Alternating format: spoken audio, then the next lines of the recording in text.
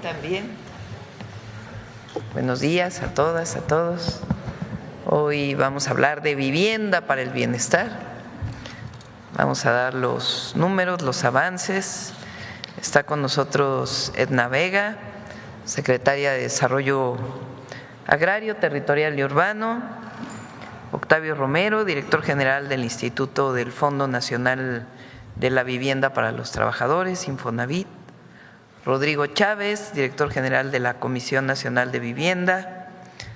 Y está Yabneli Maldonado Mesa, vocal ejecutiva del FOBISTE, y Víctor Rubén Guzmán, que es el director general del Instituto Nacional de Suelo Sustentable, para hablarnos de las escrituras, de la regularización de más de 200,000 viviendas. Y vamos a iniciar con Iván Escalante, procurador del consumidor, y al cierre de la conferencia, Humanismo Mexicano. Vamos, Iván.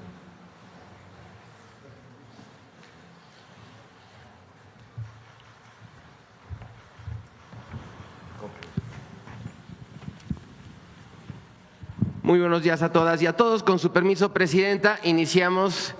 Fina Bien sigue siendo la remesadora mejor posicionada por casi 11 meses en la modalidad de depósito a cuenta o transferencia. Recordar que hacemos un ejercicio de envío de $400 en la calculadora que tenemos disponible para todas y para todos en la página de Profeco, y por cada $400 en esta modalidad, Finabien nos estaría dando 7,082 pesos con 66 centavos, por lo que le vamos a poner una palomita. Y la que menos da en esta modalidad es RIA Money Transfer con 6,743 pesos con 88 centavos y le vamos a poner un tache. Recordar que pueden darle seguimiento tanto al promedio de comisión como al promedio de tipo de cambio por cada una de las remesadoras para poder calcular cuál es la que más dinero le da por los dólares que envían nuestros paisanos. Adelante, bien. Por la modalidad de envíos en efectivo, el mismo ejercicio, la mejor es Pangea Money Transfer con 7,140 pesos por cada $400, le vamos a poner una palomita. Y la que menos da es RIA Money Transfer también en esta modalidad, 6,736 pesos con 2 centavos, le vamos a poner un tache. Continuamos ahora con el cumplimiento de las estaciones de servicio en el precio del diésel. La semana pasada reportamos un precio promedio nacional de 27 pesos con 20 centavos. Para esta semana lo tenemos 5 centavos menos, 27 pesos con 15. Y la semana pasada reportábamos un 73.1% de cumplimiento. Ahora tenemos un 75% de cumplimiento de las estaciones que ya venden el diésel en menos de 27 pesos. Aquí está el porcentaje, adelante. Y para que todas y todos tengan la información necesaria, en nuestro mapa virtual disponible tanto en SQR como en la página de internet de la institución, tenemos toda la información de las estaciones de servicio que venden gasolina regular y las estaciones de servicio que venden diésel prácticamente al día. Ahí pueden consultar el precio. En cuanto al cumplimiento del precio de 24 pesos, tenemos un 90% de las estaciones, recordar esto para la gasolina regular, con un precio promedio de 23 pesos con 68 centavos. Adelante. En el seguimiento que hacemos de gasolina, tenemos la que más justo da los precios, esta de Pemex en la alcaldía Venustiano Carranza, Ciudad de México, con 23 pesos con 68 centavos, y aquí en cada una de las regiones en ningún caso el margen de ganancia es superior a los 2 pesos por litro. Le vamos a poner una palomita. Y están las que todavía en el caso de la gasolina regular se siguen volando la barda con los precios, identificando esta Oxogas en Gómez Palacio, Durango, que venden 24 pesos con 99 centavos con un margen de ganancia de 2 pesos con 76 centavos, y aquí en cada una de las regiones, por lo tanto les vamos a poner un tache. Continuamos ahora con el seguimiento del precio de nuestra canasta básica PASIC. Recordar, es una canasta de 24 productos que no debe exceder los 910 pesos. Esta es una canasta que alimenta a una familia de 4 integrantes durante una semana. La más barata que encontramos, Chedraui Durango, 777 pesos con 90 centavos. Le vamos a poner una palomita. Y en el monitoreo identificamos que H-E-B 229.84 en León, Guanajuato, la venden 949 pesos, le vamos a poner un tache. Continuamos con el comparativo de 3 ciudades. Gustavo Madero, Ciudad de México, la más barata Mega Soriana La Villa, 840,20 palomita. La más cara Walmart Tepeyac, 864,95, también palomita por estar por debajo de los 910 pesos. Cuernavaca, Morelos, la más barata Bodega Aurrerá, 38,69 en 822 pesos con 50 centavos, le vamos a poner una palomita. Y la más cara Walmart Domingo 10, 876,40, pero también le vamos a poner palomita. Y en el caso de Hermosillo, Sonora, la más barata Soriana Hiper Vado del Río, 828,80 centavos, le ponemos palomita. Y la más cara Bodega Aurrerá Camino del Seri, aquí sí le vamos a poner un tache porque está en 924 pesos con 40 centavos. Adelante. Bien, aquí estamos dándole seguimiento, como lo hemos estado haciendo semanas anterior. El kilo de jitomate está en 44 pesos con 66 centavos promedio. Y aquí cuánto cuesta en cada una de las regiones. Recordar precios promedio: región centro-norte 41.23, región centro 45.38, 46.11 en el sureste y 44.03 en la región norte. Y en la diapositiva que sigue vamos a dar cuenta cómo sigue disminuyendo el precio del jitomate. Aquí está nuestro precio promedio, pero cabe destacar para todas y para todos, este es el precio promedio del jitomate en centrales de abasto. En la mayoría de los estados hay una central de abasto cercana a un mercado grande, estos mercados que distribuyen a todas las demás tiendas. Entonces, la sugerencia que tenemos para este caso es buscar el jitomate en estos establecimientos. Adelante. Bien, estamos en el tema del Mundial de la Copa del Mundo, vigilancia y asesoría en estadios, aeropuertos y puntos turísticos.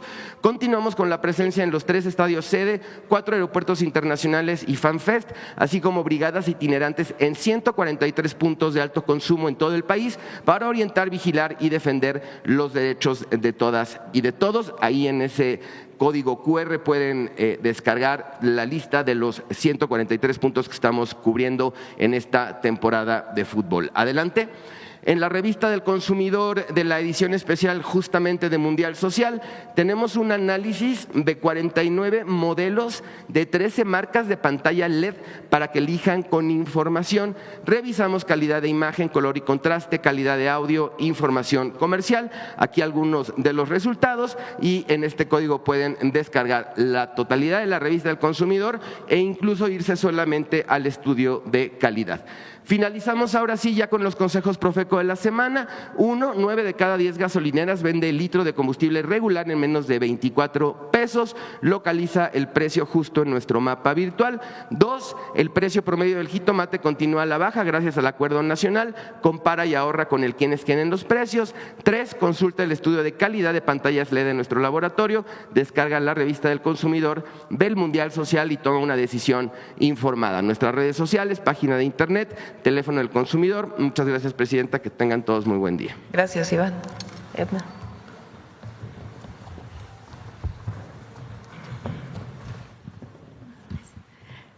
Buenos días, presidenta. Con su permiso, buenos días a todas y todas. El día de hoy vamos a presentar los avances respecto al programa de vivienda para el bienestar. Pasamos a la primera lámina.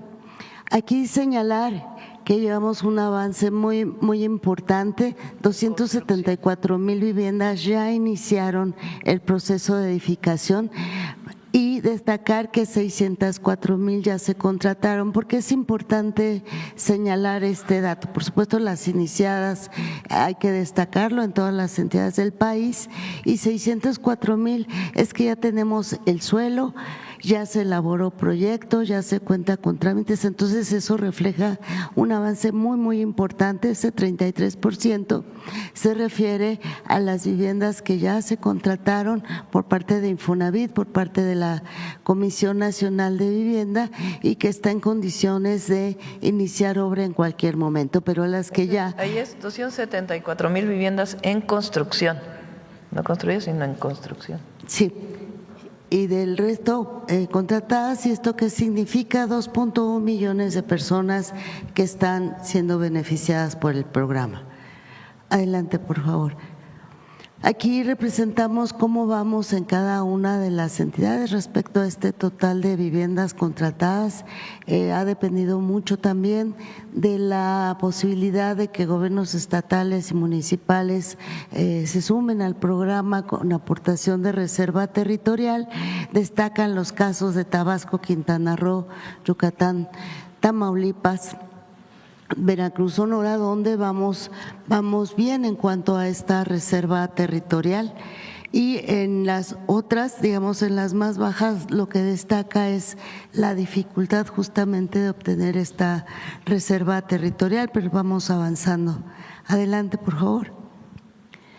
Aquí, en cuanto a mejoramiento de viviendas, si recuerdan, un componente del programa de vivienda para el bienestar es la 1.800.000 viviendas nuevas, luego 1.800.000 apoyos o créditos para mejoramiento. Aquí se ha avanzado muchísimo, ya mis compañeros de Infonavit y de Foviste darán el desglose de estas cifras, de Conavit también, de 570.000 créditos o apoyos. Destaca en el caso de Conavit 100.000 apoyos que se dieron en el oriente del Estado de México. También entonces 32.2% de avance. Adelante. Un tercer componente del programa de vivienda para el bienestar es la certeza jurídica. Se distribuye entre el Instituto Nacional de Suelo Sustentable, que son las escrituras de los lotes, y otro componente que seguramente nos va a permitir incrementar la meta de Infonavit y Foviste, que también están haciendo entrega de escrituras, 293.000. Llevamos, esto se acerca al 30% de avance de la meta total de 1 millón de escrituras. Adelante. Y este otro componente, el cuarto componente, que significa el mejorar las condiciones crediticias de Infonavit y de Foviste, que ya rebasamos el 5.1 millón de créditos de personas que han mejorado su crédito. Adelante. Y algo que destaca en este periodo de la última mañanera a la fecha es un logro muy importante que fue la aprobación de las modificaciones a la ley de vivienda. La presidenta presentó la iniciativa el 10 de marzo y sí quisiera aprovechar, presidente, este espacio porque ¿qué significa esta modificación a la ley de vivienda? Y es hacer congruente el concepto de vivienda adecuada que ya establece el artículo 4 constitucional con los instrumentos internacionales como el Pacto Internacional de Derechos Económicos, Sociales y Culturales, reconociendo los 7 componentes que declara las Naciones Unidas y que, ¿por qué lo quería destacar? Porque es así como se está haciendo el programa de vivienda para el bienestar, de accesibilidad, de adecuación cultural, asequibilidad, que tiene que ver justamente con que las familias no paguen más del 30% de su ingreso, disponibilidad de servicios, habitabilidad, seguridad en la tenencia y ubicación. Entonces, todos estos componentes hoy se reconocen en la ley de vivienda y es el derecho a la vivienda adecuada y no se señala vivienda digna y decorosa. Entonces, la ley no establecía exactamente a qué se referían. Y el otro elemento que se incorporó a la nueva ley de vivienda, ya publicada el 24 de marzo, de abril, perdón, es el que ya Infonavit y Foviste tienen la capacidad plena para construir vivienda, para producir y también para adquirir, construir, arrendar y urbanizar suelo. Adelante. Si me permite, presenta un muy breve video que la verdad está muy bonito y que resume lo que han hecho todos mis compañeros y compañeras. Gracias. El programa de vivienda para el bienestar sigue transformando vidas en todo México. Hoy avanzamos en la construcción de vivienda para que más familias puedan acceder a un hogar seguro y bien ubicado. Tu sueño dorado, ¿verdad? Desde el año pasado que veía las mañaneras y que me dijiste que van a dar unas casas, ¿dónde? Y a buscarle. Muy bien construido porque se ve afuera las columnas, la construcción, todo el material de primera calidad se ve. Siempre estuvimos viendo sus mañaneras y teníamos la esperanza de que fuéramos parte de este apoyo. Muchas gracias a la presidenta y a todo su gabinete. Una felicidad enorme ya tener mi casa, importantísimo para nosotros los trabajadores contar con este tipo de programas. Que confíen en el Infonavit, que sean puntuales en sus pagos, que cumplan con sus pagos, con sus obligaciones. Presidenta, muchísimas gracias. Doctora Claudia, muchísimas gracias. Este programa pues, nos beneficia a muchos mexicanos. Además, estamos brindando tranquilidad a millones de familias mediante el mejoramiento de las condiciones de sus créditos. Señora Guadalupe, su estado de cuenta está en ceros. Entonces yo lloré de emoción, le dije a mis hijos que me abrazaran, hijos, abrácenme porque ya no debo mi crédito Foviste, mi crédito está en ceros. Y seguimos fortaleciendo el patrimonio familiar con la entrega de escrituras, documentos de certeza jurídica y apoyos para mejorar y ampliar las viviendas. Nos entregaron las escrituras que tenemos más de 40 años esperando este momento, gracias a la presidenta. Que tengan paciencia, la presidenta pues está cumpliendo todo lo que ella ha prometido. Con el liderazgo de la presidenta Claudia Sheinbaum, seguimos haciendo del derecho a la vivienda una realidad para millones de mexicanos y mexicanas. Gracias, Edna. ¿Quién va?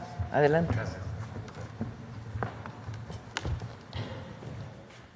Muy buenos días a todos. Con su permiso, Presidenta, mostrando los avances del compromiso 49, escrituración masivo de viviendas, hemos entregado 36.123 escrituras a familias. El total que tenemos hasta este momento son 39.673 escrituras en todo el país. Es importante que entendamos la parte jurídica del suelo.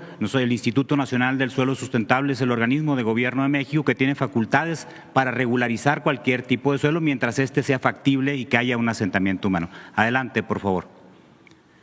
Tenemos en proceso este compromiso del millón de escrituras. El Instituto Nacional del Suelo Sustentable tiene el compromiso de 700,000 familias para beneficiar. Tenemos en proceso en catastros y en registros públicos con las notarías 117,442 lotes, pero son igual número de familias que tenemos en todo el país. Hay un número importante y hay que decirlo y quiero enfatizarlo, si me lo permite la presidenta, para el Estado de México y particularmente el oriente del Estado de México por el nivel de irregularidad con el que cuenta. Obviamente ustedes se van a dar cuenta en el mapa que es el Estado de México tiene 13.286, que es el que tiene más a nivel nacional, y ahorita vamos a ver el suelo que se está incorporando al instituto para llevar a cabo la desmancomunación a favor de las familias. Adelante, por favor. Esta lámina, Presidenta, y para todas y todos, es muy importante presentarla. 557.980 familias de diferentes vías jurídicas estamos desincorporando. En su gran mayoría son de tierra social, tierra ejidal o comunal. Pero también por instrucción de la Presidenta hemos incorporado suelo al Instituto Nacional del Suelo Sustentable del extinto Ferrocarriles Nacionales de México. Hay muchas familias que están en la irregularidad y estamos incorporándolas en procesos efectivos a favor de las familias. Si tomamos en consideración la meta programada para el INSUS en esta administración de la doctora Claudia Sheinbaum, en este momento tenemos 715,000 familias en procesos y en vías de regularización, más 15,000 más que la meta programada en el primer año y medio de la administración de la Presidenta de la República. Y por último, un dato que a pesar de que no venga en la lámina, considero prudente compartírselos. El 63.4% de las acciones de regularización del INSUS están a nombre de las madres de familia. Estamos focalizándolas de tal manera que tenemos una deuda histórica con las madres de familia, con las mujeres madres de familia, y estamos poniéndoles nombre, visualizándolas con la finalidad no solamente que se conviertan en dueñas del patrimonio familiar, sino que también sean sujetas de crédito y que puedan apalancar y poder emprender un negocio. ¿Sería cuánto, Presidente? Gracias. Rodrigo, ya también.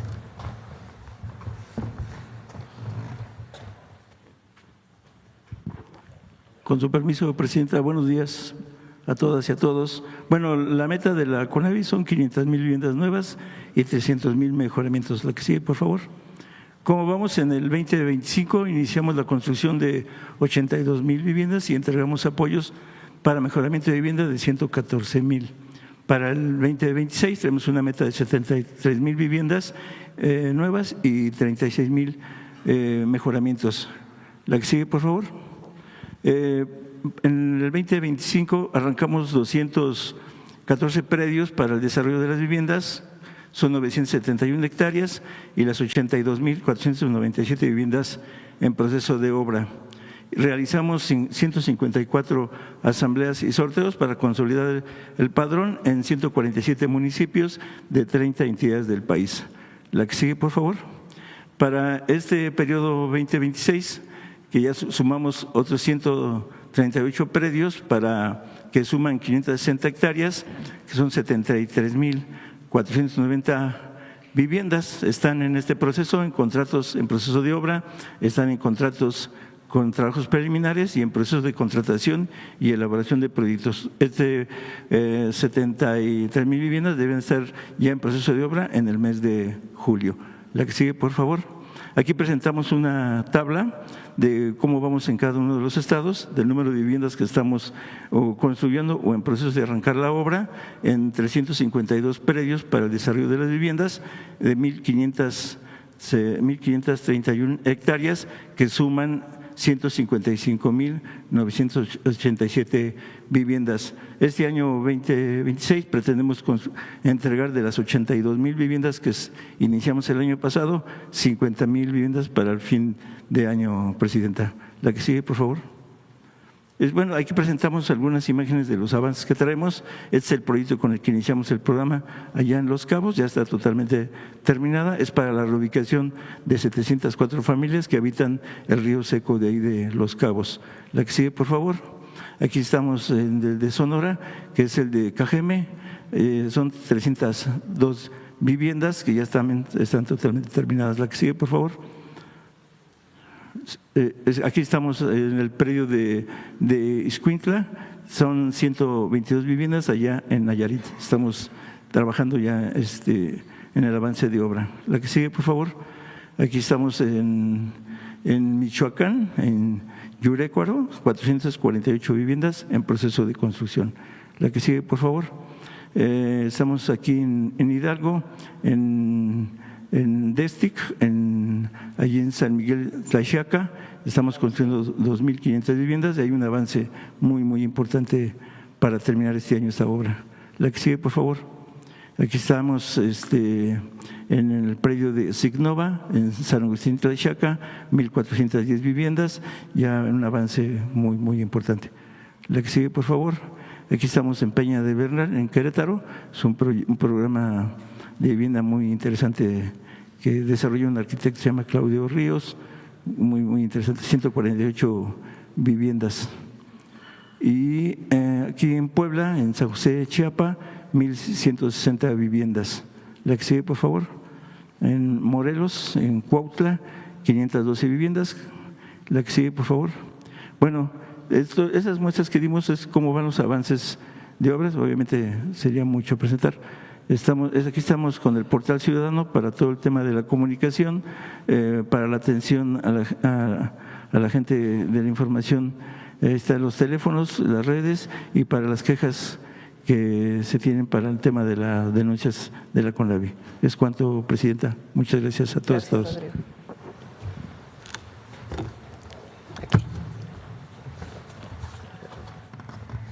Buenos días a todas y todos. Con el permiso de la presidenta, voy a presentar los informes del FOBISTE. Adelante.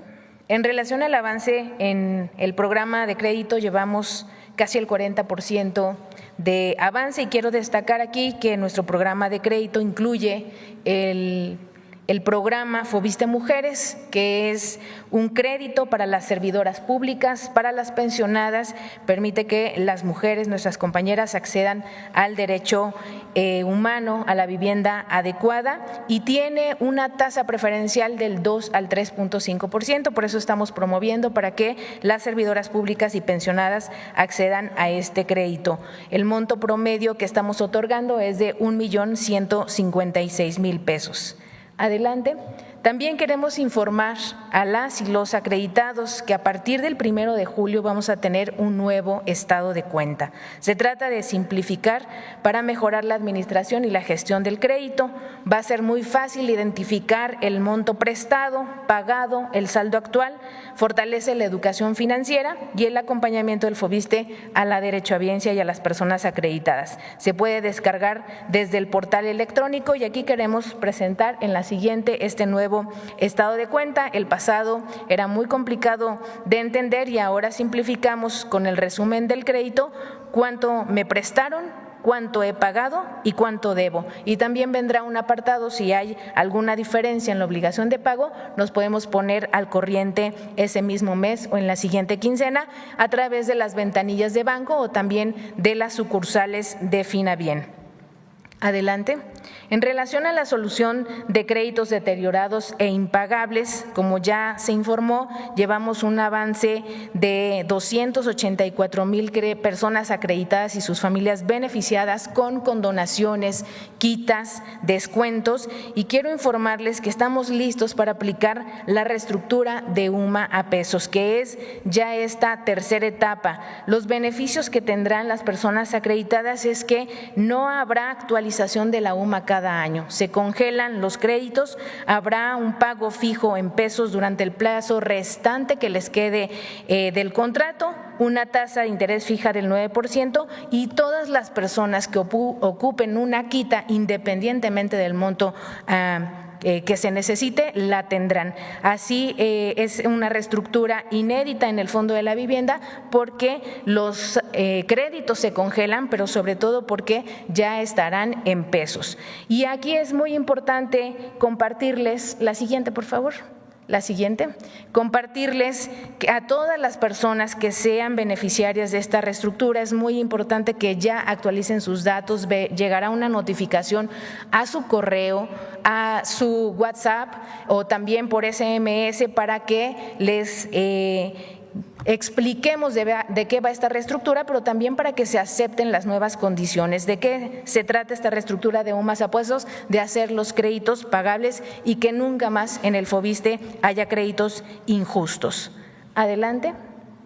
Como saben, FOBISTE vuelve a construir. La vivienda adecuada es una prioridad y vamos a construir 100,000 viviendas. Ya estamos listas y listos para el 1 de julio colocar la primera piedra en Puebla y aquí hemos echado mano de suelo donado, suelo privado, suelo que nos proporciona el ISSSTE y también la reserva territorial del FOBISTE.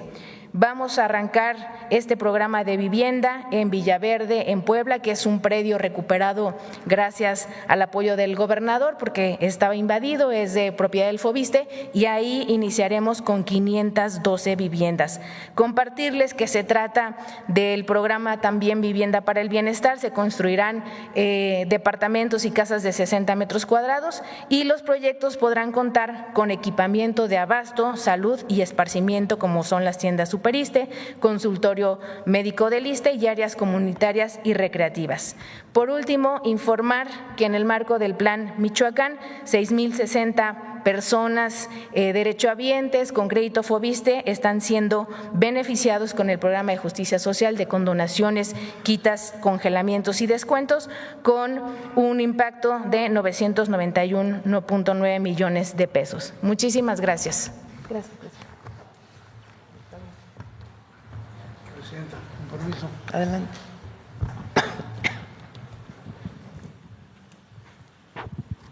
Muy buenos días a todas y a todos.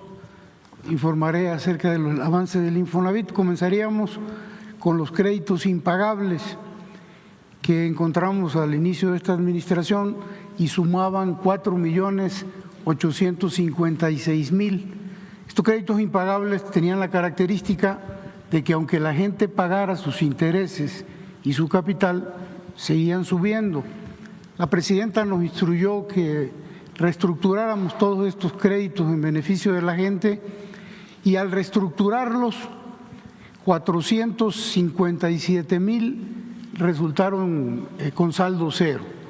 Prácticamente la gente ya no paga ni un centavo de estos 457,000 y con reducción en su monto, en pagos fijos, tasas de interés a la baja, 4.400.000 más o menos. Entonces, de 4.856.000 desaparecen 457 y nos quedan 4.400, pero ya en condiciones de justicia, de poder pagar tasas de interés bajas y mensualidades. La que sigue, por favor. Le dimos seguimiento a este programa durante la reestructuración, lo hicimos en 3 partes. La primera parte fueron 650.000 créditos beneficiados. De estos, nada más quedaron 586.000, porque los otros se pagaron en su totalidad. Pero lo que quiero mencionar es esta parte, que es la interesante. Antes de la reestructuración, antes de recibir los beneficios, en noviembre del 24, estos créditos, los 650.000, pagaban 215 millones de pesos.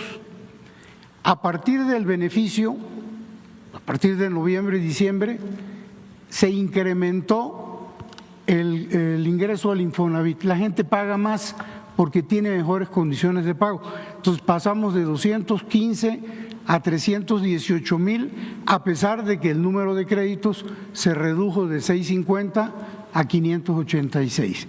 El otro grupo, la que sigue por favor, eran casi 700.000, quedaron nada más 631.000 porque los otros se pagaron, y lo mismo, este era el comportamiento de pago. En promedio, hasta antes del beneficio, eran 129 millones de pesos, y a partir del beneficio se incrementó el pago de los derechohabientes a 207.000, a pesar que son menos los créditos en este momento. Y finalmente, el último grupo, la que sigue, de 3.5 millones de créditos beneficiados, 300.000 prácticamente se beneficiaron con la quita total, quedan 3.2, y aquí está el comportamiento del pago. Antes del beneficio, 1.971 millones, después del beneficio, 2.212. Esto quiere decir que la gente, no importa que su ingreso sea el más bajo, la gente paga, siempre y cuando tenga condiciones de pago. Bueno, pues esta reestructura quedó lista a partir del 31 de diciembre del año pasado, y prácticamente todos los que tenían créditos impagables hoy pueden pagar y quedarse con su vivienda. La que sigue, por favor. Bueno, estos son los créditos de Mejoravit, mejorar la vivienda para ampliarla, mejorarla. La meta que teníamos para este año eran 132.000. El año pasado colocamos 105.000. Hoy, al mes de junio, llevamos casi 150.000. Por lo tanto, estimamos que la meta de este año sean 408.000, muy por encima de las que colocamos el año pasado. Van muy bien estos créditos de mejora de vivienda. La que sigue, por favor. Y ahora sí ya entramos a la vivienda de bienestar, proyectos de vivienda contratados y por contratar. Decirles que al 14 de junio del 2026 tenemos contratadas ya 460.000 viviendas, 303.000 las contratamos el año pasado, llevamos 156.000 en este año y nos restan contratar 251.000 para fines de este año para llegar a 700.000 viviendas al 31 de diciembre, de un total de 1.200.000 viviendas como meta. La que sigue, por favor. Estas 460.000 viviendas que están contratadas, ya tenemos en construcción 191.000 viviendas. Estas ya están haciendo y ya se hicieron muchas. Entre junio y julio vamos a iniciar obra en 140.000 y agosto, septiembre 128.000. De manera que estas 460.000 en septiembre, máximo en septiembre de este año, ya iniciarían construcción. Y la meta, repito, para este año son 700.000 viviendas contratadas. La que sigue, por favor. Bueno, hemos colocado Entre los derechohabientes, 23.281 viviendas en 21 estados, 53 municipios y en 91 desarrollos. El 48% de quienes adquieren esta vivienda son hombres, 52% son mujeres, y esto es muy interesante porque el 90% de los que están comprando estas viviendas ganan de 1.5 a un salario mínimo, son los que menos ganan, y el 10% de 1.5 a 2 salarios mínimos. El rango de edades de quienes adquieren esta vivienda, miren qué interesante, 39% son jóvenes entre 18 y 29 años, adultos jóvenes entre 30 y 39, el 36%. Estos dos grupos hacen el 75% de las viviendas adquiridas y mayores de 40 años el 25%. La que sigue, por favor. Aquí algunos ejemplos de las viviendas, de los desarrollos que ya colocamos al 100%. Son algunos nada más, algunas fotos. Esto está en Playa del Carmen, todo esto está colocado entre los derechohabientes. La que sigue, esto en Durango, todo está colocado entre los derechohabientes. La que sigue, en Benito Juárez, Quintana Roo, todo, las 384 viviendas. La que sigue, en Tuxtla Gutiérrez, todo está colocado. La que sigue, también en Tuxtla, todas están ya colocadas. En Salina Cruz, lo mismo. La que sigue, en Colima, todas están colocadas. La que sigue, en San José Iturbide, en Guanajuato, también. La que sigue, en Ciudad Victoria, Tamaulipas, también. En Pesquería, Nuevo León, también, todas colocadas. En Guadalupe, Zacatecas, lo mismo. Y bueno, ¿cuántos desarrollos con entrega de vivienda tenemos al día de hoy? 91. De esos 91, 32 ya están todas las viviendas colocadas. Estamos entregando en 59 desarrollos y en este mes de junio vamos a abrir 11 desarrollos en Edomex, Sinaloa, Michoacán, Coahuila, Veracruz, Quintana Roo, Tabasco, Tamaulipas, Yucatán, Sonora, y en julio otros 11 desarrollos en estos estados. Entonces se va a incrementar poco a poco la entrega de viviendas en las próximas semanas y meses. La que sigue, por favor. Y finalmente, ¿cómo se adquiere una vivienda para el bienestar? La presidenta de la República nos instruyó que simplificáramos los trámites. Antes era verdaderamente difícil que se le otorgara un crédito a los derechohabientes porque habían más de 25 requisitos y además no solamente eso, sino que se condicionaba el crédito al buró de crédito.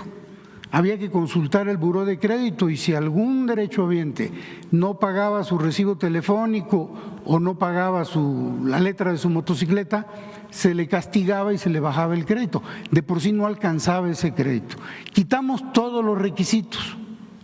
No hay ningún requisito al día de hoy, lo único son condiciones. Que tengan una antigüedad de 6 meses en su trabajo, cotizando, que ganen entre 1 y 2 salarios mínimos y que no tengan crédito hipotecario, es decir, que no tengan vivienda. De manera que ya no hay requisitos, hoy estamos entregando vivienda inclusive a jóvenes que tienen 18 años y que ya tienen 6 meses trabajando, ya tienen derecho al monto necesario para adquirir una de estas viviendas que estamos construyendo. Creo que son todas, ¿verdad? Es cuanto, Presidenta. Gracias, Octavio. ¿Listo? Bueno, algunos números de resumen. La meta es 1.8 millones de viviendas para el bienestar. Están en construcción 274,000 viviendas. Están ya contratadas, quiere decir que ya tienen suelo, hay contrato y muy pronto van a iniciar construcción. 604,000 contratadas, de las cuales 274,000 ya están en construcción. y son 24,500 que ya están entregadas. Entonces, vamos muy bien y como además de los poco más de 5 millones de créditos ajustados, 500,000 que dejaron o que ya no deben porque ya habían pagado lo suficiente y el resto una disminución muy sustantiva en sus deudas. Y esto significa que estamos atendiendo a 7 millones de familias con el programa de vivienda para el bienestar. Bueno, vamos a las preguntas. A ver acá el compañero. Muchas gracias, Juan Manuel de Infopolitan. Buenos días, presidenta. Buenos días para todas, para todos. Para preguntarle qué implica para el Gobierno de México esta construcción que ya están en marcha, estas viviendas. Entiendo que, bueno, mencionaba que son los más jóvenes, algunos el 30%, que pues en muchos años, en muchas ocasiones no tenían acceso a este tipo de derechos, ¿no? ¿Qué implica para el Gobierno de México y sobre todo pues para el pueblo, ¿no?, de México? Para nosotros, a diferencia del periodo neoliberal, hay derechos del pueblo de México que constituyen lo que llamamos un estado de bienestar. El acceso a la educación es un derecho, desde el preescolar o incluso desde el nivel inicial hasta la universidad. Y el Estado debe de dar las condiciones para que esto sea posible. El acceso a la salud es un derecho gratuito y también es un derecho el acceso a la vivienda a precios justos. Nunca en la historia se había hecho un programa para familias que ganan menos de 2 salarios mínimos, nunca. Es la primera vez en la historia de México que hacemos un programa para el que menos tiene, para el que tiene menos ingresos, y son 1.8 millones de viviendas. Eso quiere decir que la vivienda se hace accesible. Cuando fuimos a Hidalgo a unas viviendas que estaban construyendo, le pregunté a los trabajadores que estaban construyendo si tenían vivienda propia, dijeron algunos no, algunos sí. ¿Y no les gustaría que esta vivienda también pudieran ustedes tener acceso? Pues claro que sí. Entonces, hoy la vivienda es accesible para el trabajador de la construcción, para mujeres que ganan un salario mínimo y que pagaban rentas muy altas, cuya familia vivía en un cuarto, lo hemos visto aquí, y que hoy tienen acceso a una vivienda de 60 metros cuadrados. Entonces, es el acceso a la vivienda como un derecho del pueblo de México. Esa es la gran diferencia. Y además, este programa está ayudando mucho a la economía, porque se tiene estimado que un departamento, una vivienda, implica más o menos de 3 a 4 trabajadores de la construcción que las construyen.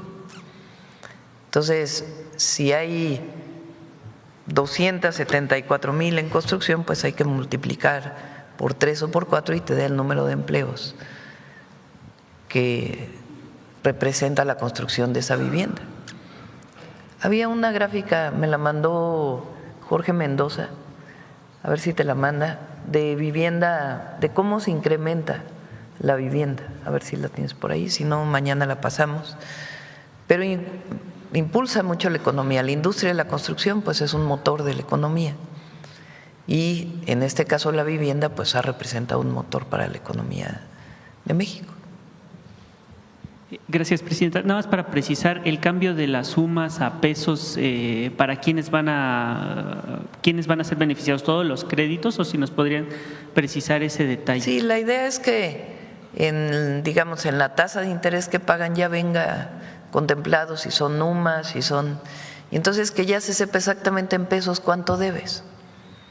Porque, a ver, debes 20 UMAS y la gente se pregunta, bueno, ¿cuánto es una UMA? y cada año aumenta la UMA. Entonces es mejor que esté en pesos y que en la tasa ya esté contemplado pues lo que implicaría eso. Entonces todos serían beneficiados. Gracias, presidenta. Y en otro tema del Estado de México, recientemente fuimos a la zona arqueológica de Teotihuacán, ahí hubo un recorrido, se presentaron mejoras por cerca de 37 millones de pesos en los accesos, en la seguridad, pero lo que más nos llamó la atención fue la reapertura del museo llamado Grandeza de Teotihuacán, que por 20 años estuvo cerrado al público y que hoy pues tiene una muestra pues prácticamente impresionante. Vimos una pieza auténtica del llamado juego de pelota, pues, con la fiebre del Mundial, y también vimos una pelota que también la pueden manipular, es una réplica para que la gente conozca el peso, más o menos que tenga una idea de cómo se practicaba esto, ¿no? Queríamos preguntarle su opinión y sobre todo también pues con la fiebre del Mundial, si esperan que este tipo de atractivos llegue a más turismo, y pues no solamente extranjeros, sino también que se abra, ¿no?, al turismo nacional, que pues también es parte de nuestra cultura, ¿no? Quedó muy bonito Teotihuacán, la verdad lo he visto solo en fotografías, no he podido ir en imágenes. A ver si Claudia también te manda algunas imágenes. Se cambió la señalización completa, hay sombras también en el camino y algunas otras características, además de la restauración propia de Teotihuacán o Teotihuacán y el museo, en efecto, que tenía 20 años cerrado. Se sigue trabajando en la rehabilitación, la restauración y la mejora para el visitante de distintos sitios arqueológicos. El presidente López Obrador hizo principalmente todos los sitios mayas vinculados con el Tren Maya, todos ellos ya están terminados también. Los famosos centros de atención a visitantes, los CATVIS, ya están en todo el sur-sureste del país y seguimos trabajando para mejorar la atención a visitantes. Y Teotihuacán quedó muy, muy bien, la verdad. También, a ver si vamos esta semana, se abrió aquí atrás, hago así porque se abrió aquí atrás, el Museo Textil, de arte textil, ¿no? De arte textil, de los textiles mexicanos, de los pueblos originarios, que también quedó muy, muy hermoso. Gracias, presidenta. Gracias. Vamos por acá. A ver. Miren cómo creció. Viviendas en proceso de construcción por clase. Economía popular. Y hay que decir que en el 2017 fueron todas estas viviendas que muchas de ellas quedaron abandonadas, que todavía nos falta presentar esa parte. Pero miren nada más cómo creció. Yo creo que ustedes no habían visto esa gráfica, ¿verdad? Fíjense cómo creció del 2025 a el salto que da en 2026.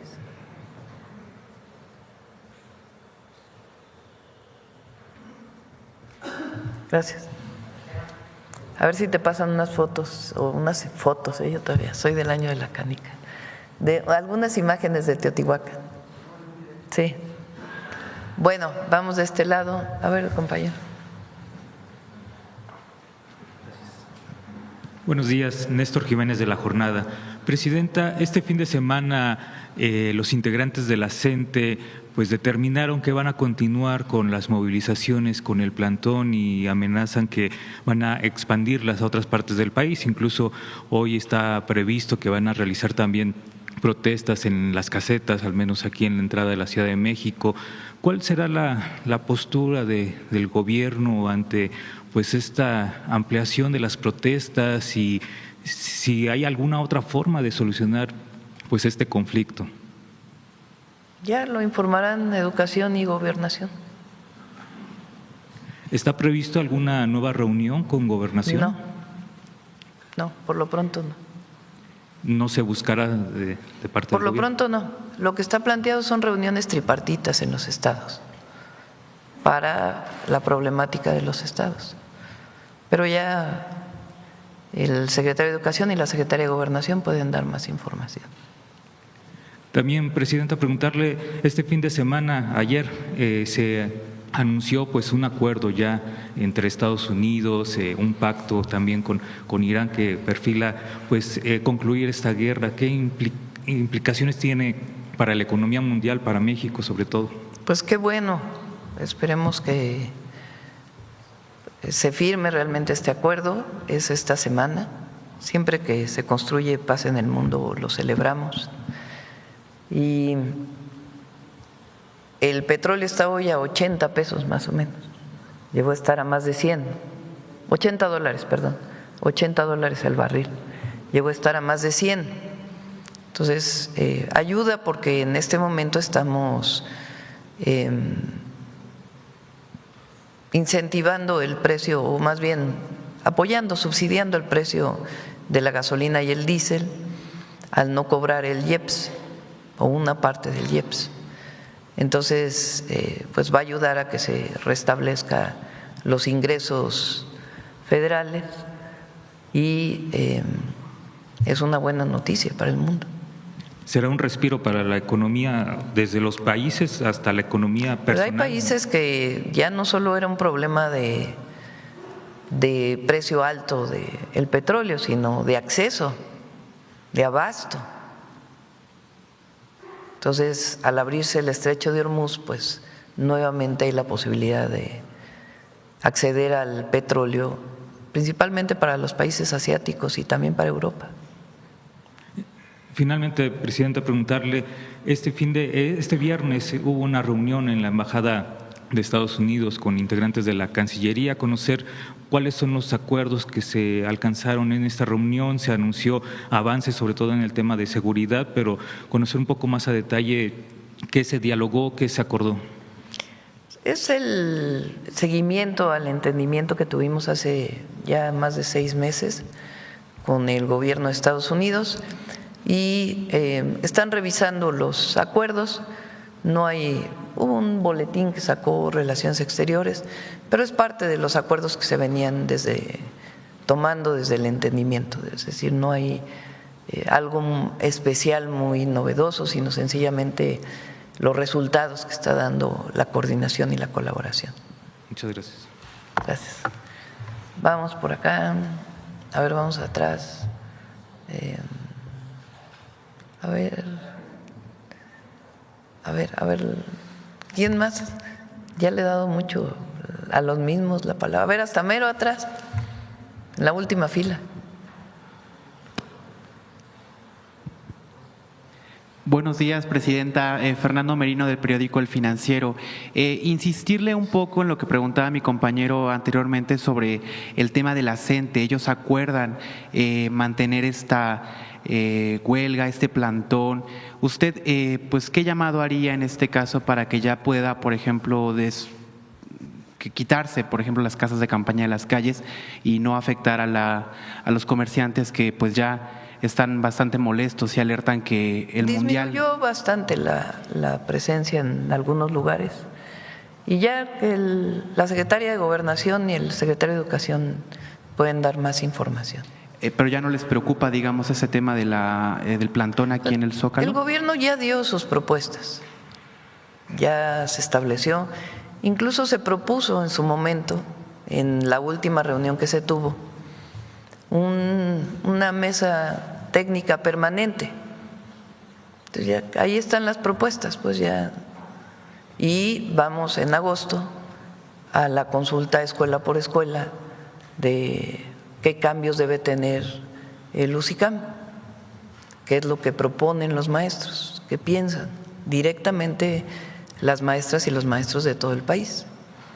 Entonces estos son los planteamientos y ya ahora pues nada más las mesas que se llaman tripartitas entre la representación sindical, que es muy importante, la representación sindical, ahí donde hay representación sindical, el Gobierno de México y el Estado, la Secretaría de Educación y, si es necesario, la Secretaría de Gobernación, pero ya en los estados de la República.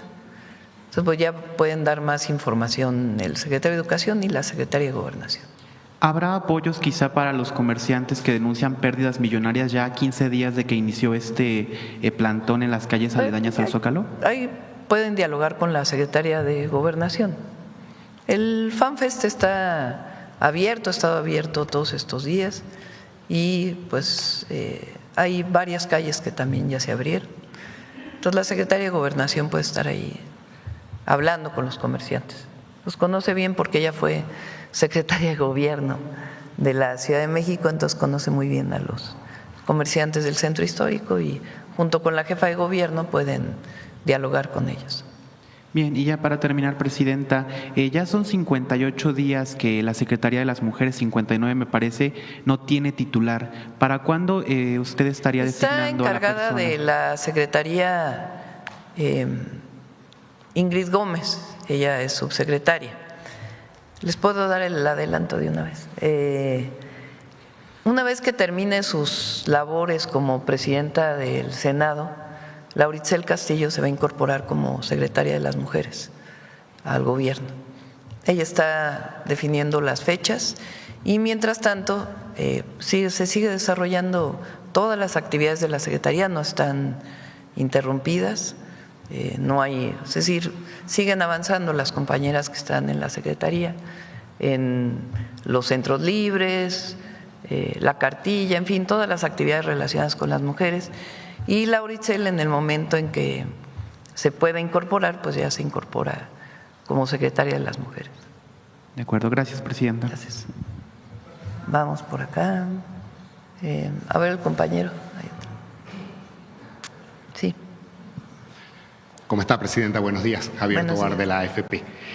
Queríamos consultarle un poco sobre el TEMEC. Comienza esta nueva jornada de negociaciones en Estados Unidos. ¿Qué sería para usted un acuerdo exitoso? El arancel cero parece ya descartado. ¿Qué sería usted, en su visión, un acuerdo exitoso de este libre comercio? Bueno, primero el sostenimiento del tratado, ¿no? Que los tres países, creo que estamos de acuerdo en ello, porque ha beneficiado a los tres países. Estados Unidos le interesa que haya más reglas de origen. ¿Qué quiere decir eso? Que más productos, es decir, que toda la cadena de valor relacionada, por ejemplo, con un vehículo, se produzca más en la región, que no vengan de otras regiones. Ellos insisten mucho en que se fabrique en Estados Unidos. Obviamente nosotros decimos pues que no solo sea Estados Unidos, sino que sea la región, justamente por eso es un tratado de libre comercio. Pero no quisiera adelantar mucho, estos 4 días van a ser muy importantes. Ahí en Washington está ya Marcelo Ebrard y todo el equipo, está Roberto Laceri, que ya fue aceptado como embajador de México en Estados Unidos, pero que esta semana todavía no va como embajador, sino como representante del Gobierno de México. Está Julio Verdegué, que también se incorporó al equipo, y Altagracia Gómez va como asesora también en estas negociaciones, además de todo el equipo de Marcelo Ebrard. Entonces están allá estos 4 días y pues ya podemos dar un poco más de información. El objetivo para nosotros pues es que se sostenga el tratado, que creemos que en eso no va a haber problema, y que los aranceles que hoy tenemos de acero, aluminio y vehículos pues obviamente puedan disminuir. Sí, incluso quería preguntarle, porque tanto México como Canadá han expresado su intención de que este tratado se firme por 16 años. ¿Y es así o lo mantiene usted esta postura en un momento en que estamos negociando con el presidente Trump, que tiene esta postura más proteccionista? ¿No consideraría usted tal vez un tratado más corto y luego negociar uno con un gobierno más abierto? El tratado es ley. O sea, el tratado ya está escrito, no es que ahora se acabe. Lo que estaba planteado es, o lo que está planteado es una revisión. ¿Por qué es ley? Porque lo aprobó el Congreso de los Estados Unidos, el Congreso o el Senado mexicano, y en Canadá también. Entonces, en el propio tratado, no es que estemos renegociando el tratado y que podamos decir, bueno, pues ahora es tanto tiempo, o no. Eso ya está definido en el tratado que se firmó en su momento. Entonces, más bien son las nuevas condiciones que ha establecido el gobierno de los Estados Unidos en esta visión, como tú bien dices, más proteccionista. Entonces, no es que a ver qué se nos ocurre, sino en el marco de lo que existe, qué es lo que viene hacia adelante. Y vamos a estar informando de manera permanente. A los 3 países nos conviene el tratado. No es cierto, el primer tratado tenía sus problemas para Estados Unidos. Este segundo tratado fue firmado por el propio presidente Trump, se logró en el primer periodo del presidente Trump y hay una serie de condicionantes muy distintas al primer tratado. Y ahora nosotros tenemos una buena posición respecto al mundo entero, pero en particular hay 2 tipos de aranceles que están en un acuerdo que firmó el presidente Trump, que es el 232, que tiene que ver con aranceles a acero, aluminio y a vehículos. Entonces ahí es donde nosotros estamos trabajando para que por lo menos estos aranceles disminuyan de manera importante y continúe el tratado comercial. Pero ya vamos a ver cómo se dan las condiciones. ¿Está prevista alguna llamada, reunión entre usted y el presidente Trump para abordar este tema? Si es necesario, sí. Si es necesario, sí, por supuesto. Muchas gracias, presidenta. Finalmente, un comentario sobre cómo se ha desarrollado el Mundial en México, cómo lo ha visto usted desde que se inauguró hasta la fecha en las distintas sedes. Pues la gente está feliz, requete feliz. Primero el triunfo de la selección. El que la gente pueda ver el partido o los partidos de manera gratuita, porque para eso se colocaron en todo el país y particularmente en las 3 sedes mundialistas distintos lugares para poderlo ver de manera gratuita. Aquel que no tiene la posibilidad de acceder a todos los partidos porque no puede pagar, antes eran en televisión abierta, ahora ya no. Entonces, quien no pueda pagar lo puede ver de manera gratuita, pues eso ayuda muchísimo. Segundo, la inauguración y el triunfo de la selección pues ha dado mucho ánimo al pueblo, a la gente en general, a todas y todos los mexicanos. Y hay pues mucho ambiente del Mundial, el Zócalo. Bueno, el primer día estuvo cerca de 100,000 personas. Hoy vino Clara al gabinete, ella calcula que fueron 500,000 personas nada más en la Ciudad de México, en todas las sedes en donde se vio la inauguración. Y bueno, ahí está el Zócalo. Déjale la imagen. Y hay mucho ambiente, mucha alegría. Los visitantes, como siempre en México, son bien recibidos, recibidas. Entonces, muy bien, la verdad, excelente. ¿El próximo juego lo ve también 10, en público con la gente? ¿El próximo juego también lo va a ver con la gente? Bueno, es en la noche. Es a las 8, ¿no? ¿A las 7? Es en Guadalajara, en Zapopan, ¿no? En Jalisco.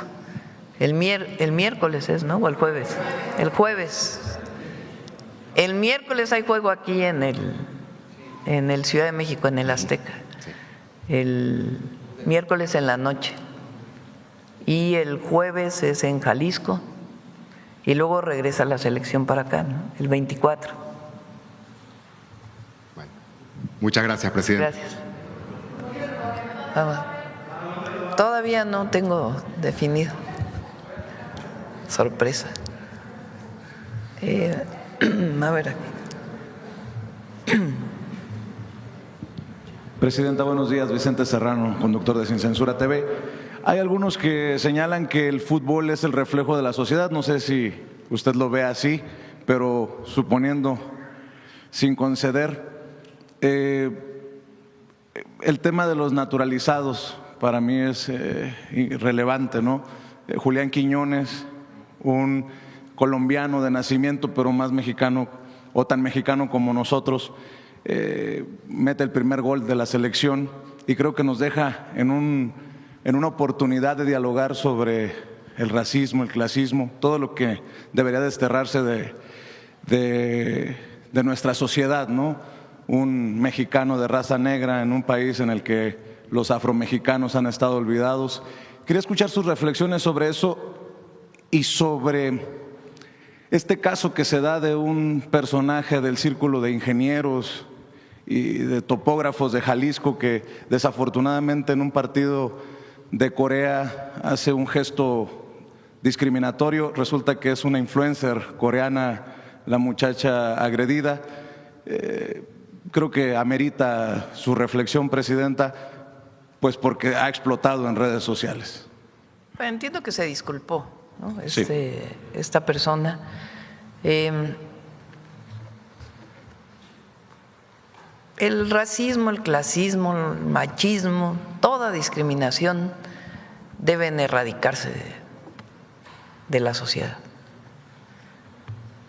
Todas y todos somos iguales. Ese es lo que debe prevalecer siempre. Ahora, la mayor parte de las y los mexicanos, 99%, somos hospitalarios. Abrazamos, recibimos. Es un porcentaje muy pequeño el que se quedó con la herencia colonial de las castas.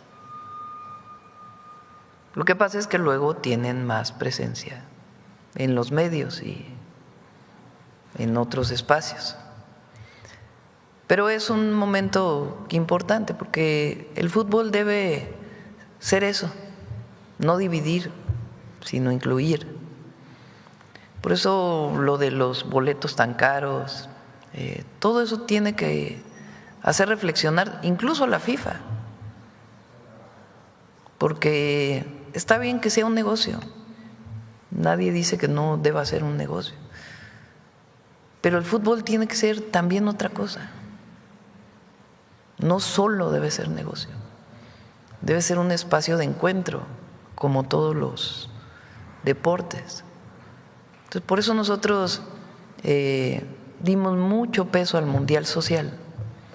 Claro que los atletas de hoy, lo que uno ve en los partidos no tiene nada que ver con el fútbol de hace 10 años, nada que ver con el de hace 20 y menos el de hace 30, 40, 50 años. Ayer tenía yo una discusión con mi esposo de que quién ha sido el mejor jugador del mundo. Y él sostiene que es Pelé, ¿no? Y yo le decía, bueno, sí, pero Pelé jugó en otra época. Hoy la presión física es distinta, ¿no?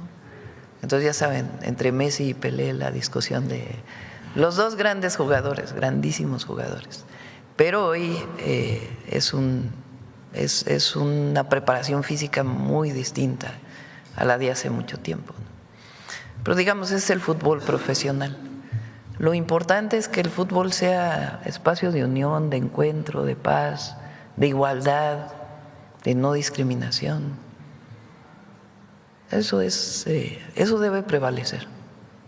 Y porque dice usted que ya se disculpó, también se disculpó un comentarista de Televisa, ahora que estamos hablando de las manifestaciones de la gente, de las madres buscadoras, incluso los estudiantes de Ayotzinapa, más allá de lo que uno pueda pensar o de qué lado esté y opine sobre las formas, su opinión, si es que ya se enteró de esto de que utilicen tanquetas, agua y balas de goma por parte de Mauricio Imay, que me parece repudiable, Presidenta, de una persona que tiene la cámara y el micrófono para meter no estos me enteré. temas. A ver, platícalo, porque eso sí no me enteré.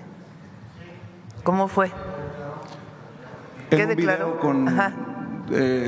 Habla de que así se le quitan las ganas y nunca los van a tener cerrando Reforma. Y me parece lamentable ese tipo de opiniones cuando usted ha dicho que este gobierno no va a reprimir. Sí, hay que tener paciencia siempre. Las manifestaciones sociales no deben traducirse en represión por parte de la autoridad. Hay que buscar siempre el diálogo y cuando hay otros intereses, pues también la contención. Muy distinto contener a reprimir.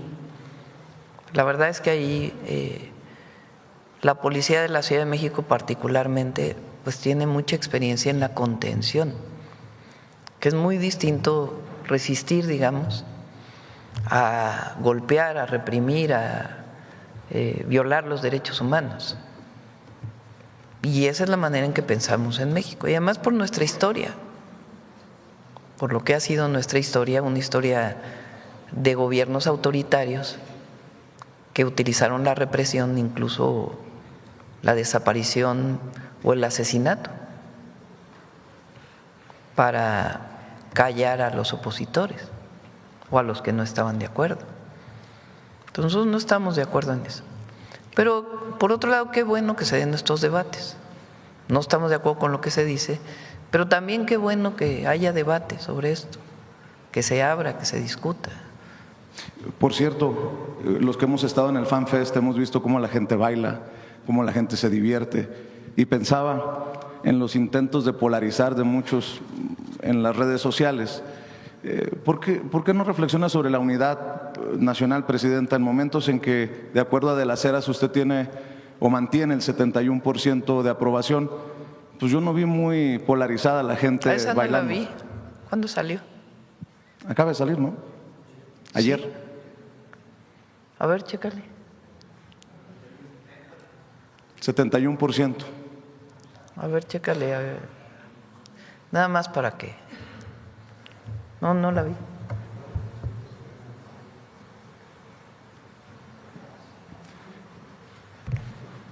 Mientras le consiguen ¿Sí la tienes? Ahí está. Opinión. ¿Eso salió hoy? Ayer. ¿Ayer? ¿Qué más dice? A ver.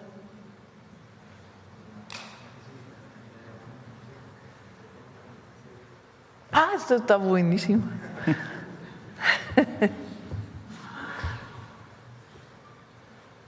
¿Qué opinión tiene usted del expresidente Andrés Manuel López Obrador? Muy buena, 70%. Muy buena, 70%. Muy mala, 19%. Ni buena ni mala, 8%. Le gané por 1 punto. ¿Qué más? A ver. O ya ahí es todo.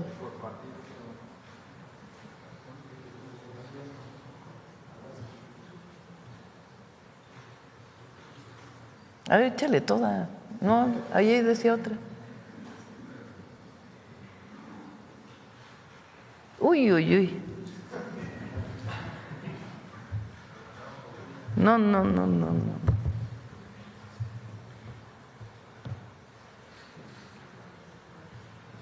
Ya el PRI le ganó al PAN.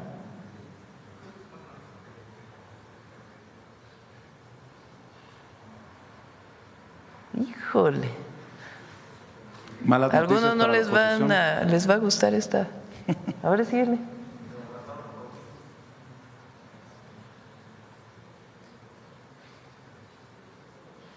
Pues no está tan mal. 7-2. Adelante. ¿Qué más?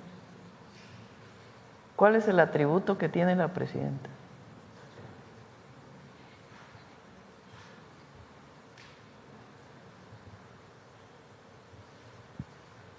¿Qué más trae? A ver.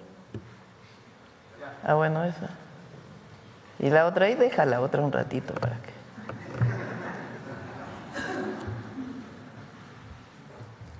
Está buena. Y miren que nos han pagado una campaña, pero tremenda. Cuando juega, por eso el viernes yo dije, el que le apuesta a que le vaya mal a México siempre va a perder. Siempre. Va a perder en la cancha, va a perder en la vida y va a perder en la política. Y estos momentos de cuando juega la selección, pues todo el mundo está con la selección, sí, son momentos de mucha, donde todos queremos que gane la selección. Bueno, a lo mejor habrá algunos que no, ¿verdad? No sé. Pero le deseamos lo mejor a la selección. Para cerrar, Presidenta, un tema es delicado y entiendo que usted siempre ha aplicado la cabeza fría y la operación Calimán y no será hoy que cambie su postura, pero hay declaraciones de Sarah Carter, la Sara antidrogas de Estados Unidos, que reconocen la cooperación, que reconocen al gobierno, la menciona con nombre y apellido, menciona incluso al general secretario Trevilla en este operativo del Mencho, el líder del cártel Jalisco Nueva Generación, pero también hace, en mi opinión, un comentario desafortunado en esta entrevista que se da a conocer este fin de semana, que dice que ustedes colaboran porque entienden, como los otros países del escudo de las Américas, que Donald Trump está serio cuando dice o cooperan o pagarán los platos rotos, en pocas palabras, que se arrepentirán. Sus reflexiones sobre estas declaraciones, No Presidente. quiero entrar en discusión con ella. Ella fue… de ella retomo la parte de la prevención. El documento aquel que se publicó, yo creo que hace como un mes, donde hace énfasis en la prevención, en campañas, en educación, en distintas acciones para disminuir el consumo de drogas en Estados Unidos. Me quedo con esa parte de… Se lo planteo porque obviamente en los medios de comunicación ya conocidos, no lo vamos a decir aquí nuevamente, no quiero retoman lo entrar que quieren, ¿no? En debate con ella. Conoce nuestra posición. Nuestra posición es muy firme en la soberanía, en la defensa de la soberanía, en la colaboración sin subordinación. Esa es nuestra posición y siempre va a ser así. Y lo que podamos ayudar en términos humanitarios para que no llegue droga a los Estados Unidos, lo vamos a hacer. Y también pedimos que del otro lado se trabaje para que no lleguen armas a México. Pero de hecho este caso del Mencho refleja precisamente que la colaboración tiene resultados. Ellos, habla pues, de que ofrecieron siempre lo dijimos, inteligencia. ellos proporcionaron información de inteligencia y ya la Secretaría de la Defensa Nacional, particularmente en este caso, fue quien llevó a cabo pues todo el proceso operativo. Le agradezco, Presidenta. Buen día. Vamos de este lado, a ver, la compañera ahí. A ver, adelante, ahí y luego adelante. Gracias, buenos días, Presidenta. Julia Bonilla, del periódico La Razón, y el mediodía con Javier Solórzano. Para precisar primero el tema del IEPS que se ha dado al tema de los combustibles, entonces estaría hablando de retirar estos apoyos subsidios. ¿En qué plazo se estaría contemplando? Es una fórmula. La fórmula se quedó desde el presidente López Obrador, hicimos algunas modificaciones ya nosotros. Y es una fórmula que establece, de acuerdo al precio internacional del petróleo, en cuánto debe disminuir el IEPS cada semana. Entonces, cada semana se va ajustando. Entonces, hoy está a $80, entonces evidentemente se va a ajustar para esta semana o para la semana que entra, dependiendo de la fecha. Y así, sucesivamente, hasta que llegue a un precio en donde ya no requiere el subsidio. Gracias. También sobre el tema de la CENTE, usted, bueno, en el marco de estos señalamientos que se hicieron desde aquí en la conferencia, sobre estas dudas sobre si realmente se estaba bajando la información de manera fiel a las bases, la CENTE aplicó encuestas en este fin de semana a sus bases. Sin embargo, al mostrar los resultados, al darse a conocer, hubo algunos grupos dentro de la coordinadora que acusaron fraudes porque no coincidían los resultados con la percepción que ellos tienen dentro del movimiento magisterial. Entonces, en este contexto, primero consultar su postura respecto a estas acusaciones y segundo, saber si algunos grupos que no sean los dirigentes de las secciones se han acercado a su administración de manera alterna para conocer las propuestas. No sabía que había maestros que habían… ¿Dices que hubo fraude que eso es lo que dicen algunos maestros? Algunos maestros se inconformaron con los resultados, particularmente los que se dieron a conocer en la sección de Oaxaca. No debería estar bien, no está bien. Pero bueno, pues ya… La CEP o los maestros que aclaren este tema, porque sí es muy, muy, muy relevante, porque pues nunca debe haber un fraude, ¿no?, en una votación. Pero ya contestarán Educación y Gobernación, se los dejo a ellos. Solamente en este contexto precisamente de las acusaciones, además de estas encuestas que se levantarán para el tema del OPSICAM, ¿se buscaría No son encuestas. Digo, consultas. Porque es escuela por escuela. Si fuera encuesta, pues haces una opinión representativa de los maestros. No, aquí vamos a ir escuela por escuela. ¿Se buscaría algún tipo de asamblea o acercamiento mayor directo para exponer los ofrecimientos a las bases, bueno, a los maestros? Es sobre el tema del UCICAM, para eso es la consulta, escuela por escuela. Porque hay quien quiere que se regrese a solamente las comisiones mixtas, es decir, que entre el sindicato y el gobierno se decida las plazas o las nuevas plazas, quién las obtiene y la promoción, como era antes, que llevó a mucha corrupción, la verdad. Sin embargo, hay temas que se quedaron de esta forma de evaluación de los profesores con la cual los profesores no están de acuerdo, las maestras y los maestros. Entonces, por eso vamos a ir a preguntar qué es lo que opinan y lo que ellos opinen, eso va a ser. Gracias, presidenta. Y también retomando el tema de lo que dijo Sara Carter, ¿cómo toma su administración, su gobierno, también la otra declaración que hizo en cuanto a que no solamente se investigan o se hacen acciones respecto a funcionarios sobre los que se presume un vínculo criminal, sino también contra los gobiernos que los encubran? ¿Cómo toma su administración? ¿Como un amago o cuál es su postura al respecto? Es muy difícil estar contestando cada declaración de cualquier funcionario del gobierno de Estados Unidos. Pues nosotros tenemos reuniones.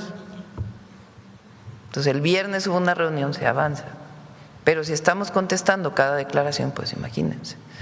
Entonces, pues saben ustedes que hay cosas en las que no estamos de acuerdo, pero no queremos entrar en un debate sobre ello.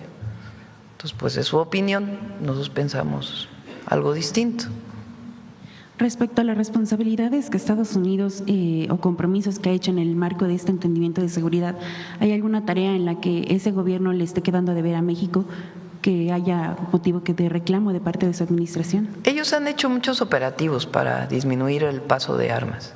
Lo que nosotros queremos es que haya más. Y también la parte preventiva, porque si no baja el consumo, obviamente hay que hacer muchas cosas, pero tiene que bajar el consumo de drogas en los jóvenes, en México y en Estados Unidos, pero en Estados Unidos es mucho más. Entonces, esa parte es fundamental. No se puede aislar lo que nosotros llamamos la atención a las causas de una estrategia de seguridad. Entonces, nosotros insistimos mucho en ello, en la atención a las causas. En una comparativa recientemente hecha por La Razón respecto a las incautaciones durante su gobierno, se encontró que has rebasado 4.6 veces más lo que se hizo igual en el mismo periodo del expresidente Andrés Manuel López Obrador. Saber si tiene alguna meta fijada para incrementar esto o es un plan que se sigue, ¿hay algún ritmo marcado? No, es muy difícil decir, pues nuestra meta es tantos laboratorios, ¿verdad? Porque si no, es ahí donde se encuentra que hay laboratorios.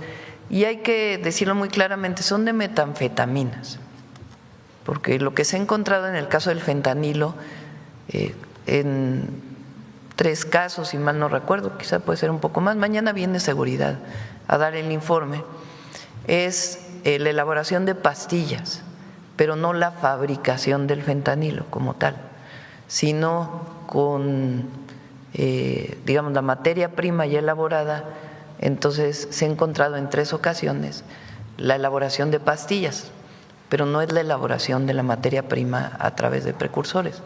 Eso no se ha encontrado en México. Incluso yo le pedí al Gabinete de Seguridad que volviera a hacer una revisión de todo lo que se ha incautado y son metanfetaminas. En todos los casos es para la producción de metanfetaminas, que existe en México y también existe en Estados Unidos, la fabricación de metanfetaminas. y obviamente con la investigación pues tiene que quedar claro dónde está la producción del fentanilo, o lo que se usa como, no fentanilo puro, sino el fentanilo que se utiliza ya para las pastillas. Entonces, ahí donde hay información de que hay un laboratorio, pues va y se desmantela. Entonces, eso es lo que ha estado haciendo el Gabinete de Seguridad y particularmente la Secretaría de la Defensa Nacional y la Marina. Gracias, presidenta. Bueno, vamos de este lado. A ver, la compañera. Todavía te debemos bueno, no te debemos, a todos los protectores de animales, la ley que está elaborando Semarnat y espero yo que en el próximo periodo, en septiembre, pueda ser aprobada. Sí, incluso está considerado el foro informativo de conocimiento para que se tomen las decisiones correctas. Sí, le doy seguimiento para que y como usted dijo, refleje septiembre. Por lo que tanto hemos luchado. Sí, así es. Gracias, señora presidenta. Buenos días, señora presidenta, buenos días a todos y todos los presentes. Elide Fernández, de Noticias del Movimiento Conciencia y colaboradora del canal de Noticias Animales con Derechos, Uniendo Causas, Conectando Derechos. Hoy traigo un libro, una pregunta y un recordatorio. Señora presidenta, permítame entregarle el primer ejemplar que ha llegado a mis manos del libro de texto gratuito de la colección Shimhai, Múltiples Lenguajes, dirigido a estudiantes de primer grado de secundaria, docentes de diversos niveles educativos, tanto nacionales como internacionales, así como promotores de programas de ética animal, me han pedido transmitir su más sincero reconocimiento al director editorial Alejandro Portilla de Buen y a la coordinadora de iconografía Irene León Coxtinica de la Dirección General de Materiales Educativos de la Secretaría de Educación Pública por su sensibilidad y visión educativa. Este libro representa un hito importante en la educación pública en México al incorporar fotografías que documentan situaciones de sufrimiento animal que con frecuencia pasan desapercibidas por haber sido culturalmente normalizadas. Estas imágenes, acompañadas de textos que enfatizan la sintiencia animal, buscan sembrar desde edades tempranas la reflexión, la empatía, la compasión y el respeto hacia el prójimo. Señora presidenta del Movimiento Conciencia, me pidió enviarle el siguiente mensaje en relación con el libro. Doctora Claudia Sheinbaum Pardo, presidenta de México, le expresamos nuestro más profundo agradecimiento por su esfuerzo, lucha y compromiso en favor de una transformación política y cultural de México. Este avance refleja una apertura hacia nuevas conversaciones educativas y éticas que apenas comienzan, lo cual no habría sido posible bajo las cadenas del neoliberalismo. Estamos convencidos de que las generaciones posteriores reconocerán que no permanecimos indiferentes ante el sufrimiento ajeno, incluido el de los animales no humanos. Un saludo afectuoso, Movimiento Conciencia. Le dejo el libro, señora presidenta, lo traigo claro aquí. Que sí, qué bueno. Gracias. Y permítame la pregunta y permítame darle contextos. Señora presidenta, el 11 de febrero de 2025, la doctora Violeta Núñez Rodríguez, durante el resumen informativo de la Mañanera del Pueblo transmitido por Rompeviento TV, destacó la importancia de los derechos de los animales y de la naturaleza, haciendo referencia a mi participación en este espacio. En contraste, ese mismo día, un analista político internacional, al referirse a dicha intervención, dijo: penoso que no eleven el nivel de cuestionamientos a necesidades nacionales. Lo verdaderamente penoso y preocupante es que se siga minimizando un tema fundamental para la existencia, el equilibrio y el bienestar de todas las especies, incluida, por supuesto, la nuestra. Motivada por los comentarios constructivos, el 13 de agosto de 2025 presenté aquí, en la Mañanera del Pueblo, una breve cronología de los esfuerzos realizados y los avances alcanzados en materia de derechos de la naturaleza en América Latina. Señora presidenta, el pasado 22 de mayo llegaron al Aeropuerto Internacional de la Ciudad de México 2 integrantes de la flotilla Global Sumud, quienes llevaban ayuda humanitaria al pueblo palestino. Me refiero a Violeta Núñez, antes mencionada, y a Sol González. Esta última expresó públicamente su sentir. Cito un fragmento de su discurso. La flotilla es ejemplo de que cuando la causa es justa y está cargada de corazón y amor, podemos no solo resistir cualquier circunstancia adversa, nos podemos levantar. Nuestra tierra también la llevaba en el corazón desde los olivos de Palestina hasta las ceibas de Chiapas. Los otros seres sintientes también iban en mi corazón, que también sufren la violencia, pero que también nos acompañaron en esta misión. Delfines, ballenas, tortugas, aves, gatos, perros, no debemos acostumbrarnos a la oscuridad. El comentario de Sol González nos recuerda que las causas justas se fortalecen mutuamente desde una ética compartida.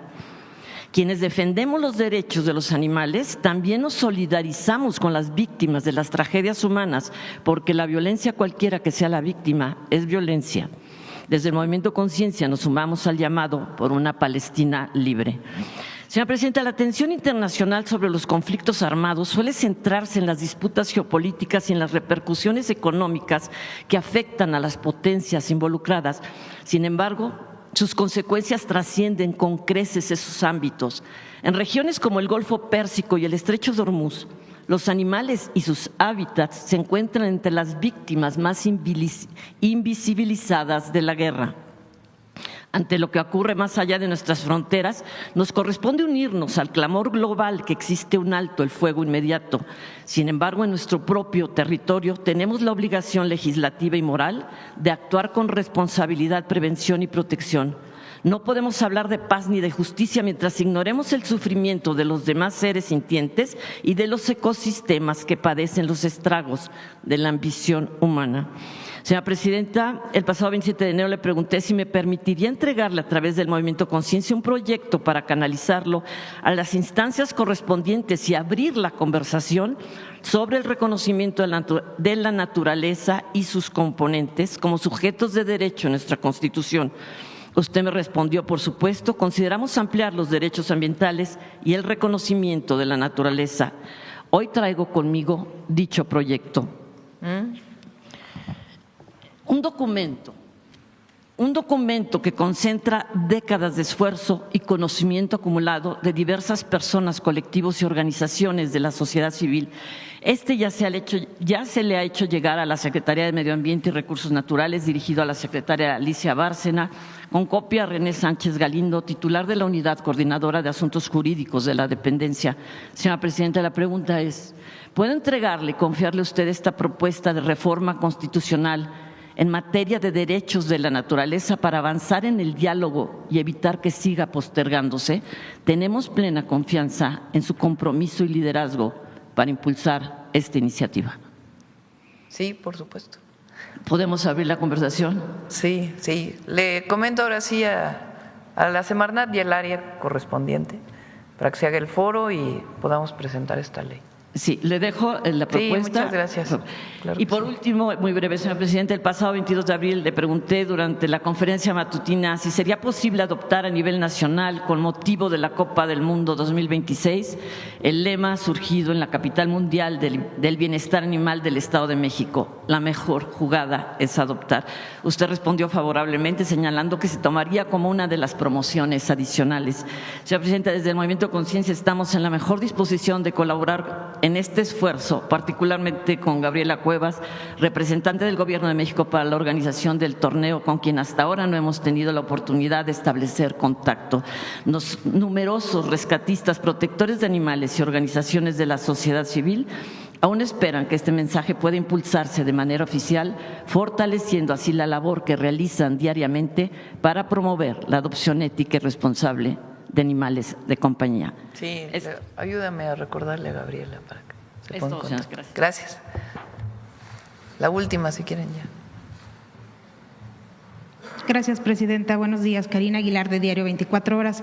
Presidenta, con estas acusaciones, estas nuevas declaraciones que hace Sarah Carter en Estados Unidos y las reiteradas señalamientos del presidente Donald Trump en el sentido de que van en contra de cárteles mexicanos y demás, ¿su gobierno ha realizado o va a reforzar la estrategia para evitar que nuevos agentes extranjeros entren a nuestro país, como entraron en el caso anterior de Chihuahua, sin que reporten sus actividades? ¿Va a estar más pendiente, poniendo más foco de que no estén haciendo actividades ilegales en el país? Más bien esperamos que de todas las embajadas, y particularmente de Estados Unidos, pues esto haya sido un llamado de atención para que cualquiera de los agentes que lleguen a México se acredite y cumplan con la Ley de Seguridad Nacional. En este mismo contexto, y también por el tema de seguridad y por el tema de economía, que se está realizando las entrevistas y las pláticas en Estados Unidos sobre el tratado comercial, ¿usted tiene programada alguna llamada o incluso ya una reunión con el presidente Donald Trump pronto? Ya vamos a ver. Pero sí si es necesario, sí, por supuesto. Vamos a esperar esta semana a ver cómo resultan estas pláticas, y si es necesario, por supuesto, siempre lo vamos a hacer si es necesario. Presidente, este domingo se canceló, o bueno, cambió sus planes. Usted iba a Zacatecas, era un evento ya anunciado, se quedó ahí el montaje y demás, decidió ir a San Luis Potosí. Se señala que las causas fue la prudencia, precisamente para evitar algunas confrontaciones. Planteaban ahí que iba a haber alguna interrupción en los eventos, entonces dije, ¿para qué? Si estamos en espíritu mundialista, pues mejor vamos a San Luis, y reprogramamos para Zacatecas. ¿Eran eventos eran manifestaciones de la CENTE y de productores? Entre otros. Entonces dije, ¿para qué? Pues hay diálogo con Gobernación, con Educación. ¿Para qué generamos ahí un mal momento? Entonces mejor decidimos ir a San Luis, y la verdad estuvo muy bonito lo de San Luis, porque estuvimos con jóvenes con síndrome de Down que ganaron el torneo. Muy, muy divertido estuvo la convivencia, nos divertimos mucho ellos, y bueno, yo también me divertí mucho ahí haciendo penales con ellos, y jóvenes que ganaron el segundo lugar también de San Luis en el futsal. Y después fuimos a ver una de las canchas que hizo Edna en Santa María, ahí en el lugar donde se hacen los rebozos, ahí en San Luis, y también estuvo muy bonito. ¿Estaría entonces, Presidenta, su agenda de los próximos fines de semana delimitada a las acciones que pueda hacer la CENTE? Fue en particular en este caso, pues porque no consideré que fuera prudente, digamos. Entonces, pero ustedes saben, han llegado a muchos eventos a protestar siempre de distintos temas, y siempre busco el espacio para hablar. Ahora, por ejemplo, en la inauguración en Manzanillo de la planta de ciclo combinado, unos trabajadores de CFE pidieron hablar conmigo, se levantaron mientras yo estaba hablando, pidieron hablar conmigo, y al final los recibí y estuvimos platicando de algunas solicitudes que ellos tienen. Entonces, siempre buscamos el diálogo, pero en este caso pues decidimos modificar la agenda. En el marco del Mundial, quisiera saber si la Profeco, ¿cuáles han sido las mayores quejas que han tenido y las principales sanciones que se han dado del jueves a la fecha? Por favor.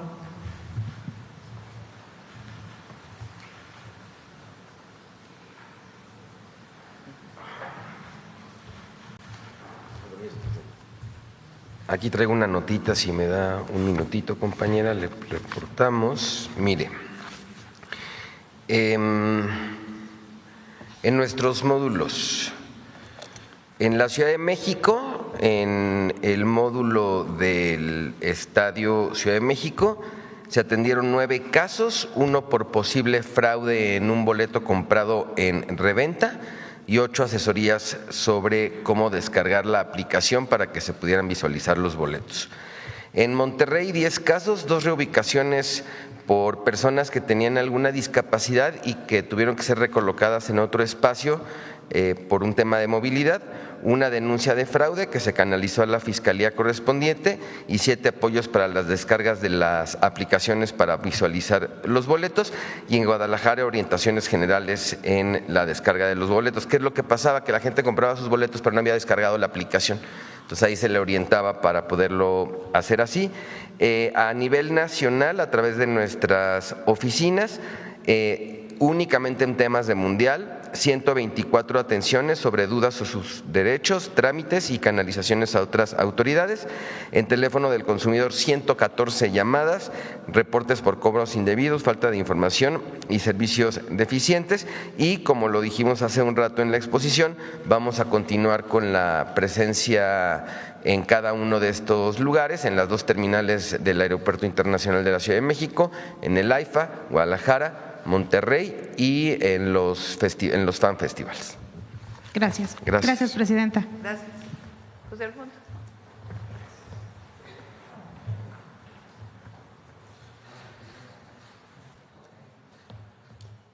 Gracias. Muy buenos días, presidenta. Buenos días, compañeras, compañeros. Hoy vamos a tratar de un tema muy poco estudiado, pero que es apasionante. ¿Qué ocurría en esta ciudad hace 97 años? Justo había una gran huelga de estudiantes que exigían la autonomía de la Universidad Nacional de México. Y esta huelga particularmente tuvo una gran legitimidad dentro de la sociedad, a grado tal que niños de secundaria, de la secundaria 4, la Moisés Sanz, junto a Mascarones, apoyaban esta huelga. La huelga de estudiantes hizo recapacitar al gobierno de la ciudad, que entonces estaba gestionada por un presidente municipal, Pushka Saurang, y el presidente suplente de México, Portesil, porque debemos recordar que en noviembre del año anterior habían matado a Álvaro Obregón. La universidad logra su autonomía porque el propio gobierno reflexiona y considera que es un movimiento legítimo.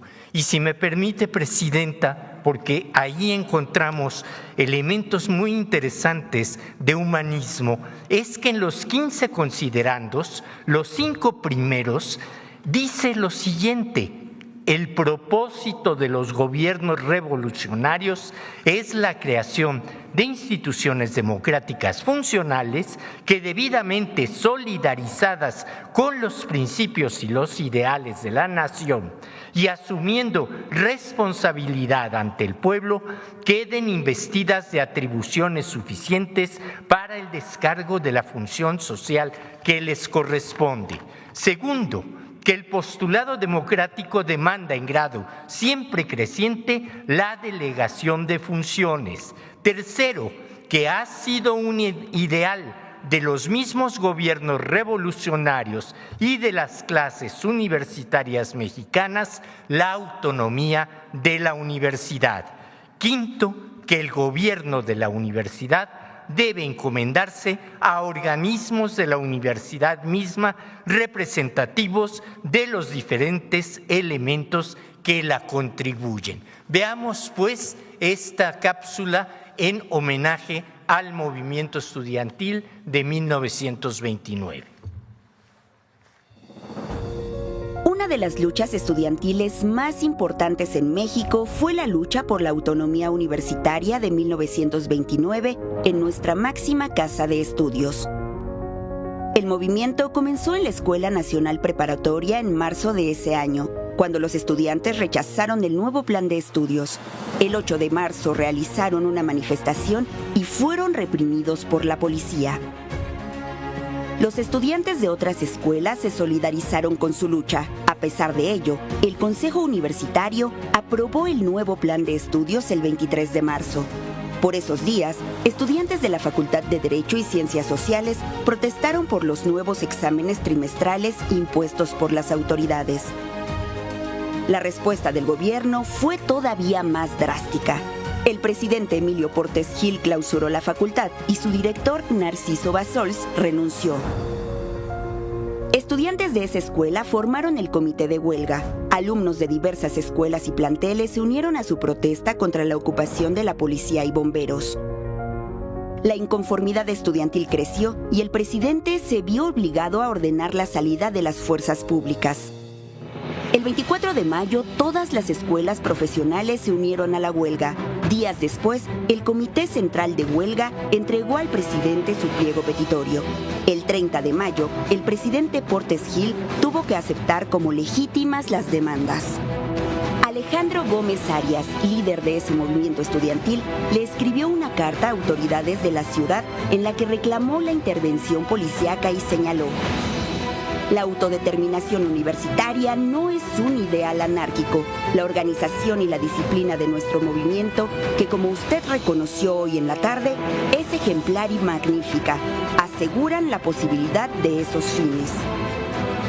Los estudiantes decidieron continuar la huelga hasta que se promulgara la ley que establecía la autonomía de la universidad el 6 de junio. El presidente de la República expide la ley reglamentaria de la Universidad Nacional Autónoma de México el 9 de julio de 1929. Los estudiantes levantaron la huelga y realizaron una gran manifestación para festejar su triunfo. Hoy la Universidad Nacional es un orgullo para todas y todos los mexicanos y es parte fundamental para el avance educativo, científico y tecnológico de nuestro país. Actualmente, la mayoría de las universidades públicas de México son autónomas, producto del legado de ese movimiento estudiantil. Gracias. Gracias. Buen día.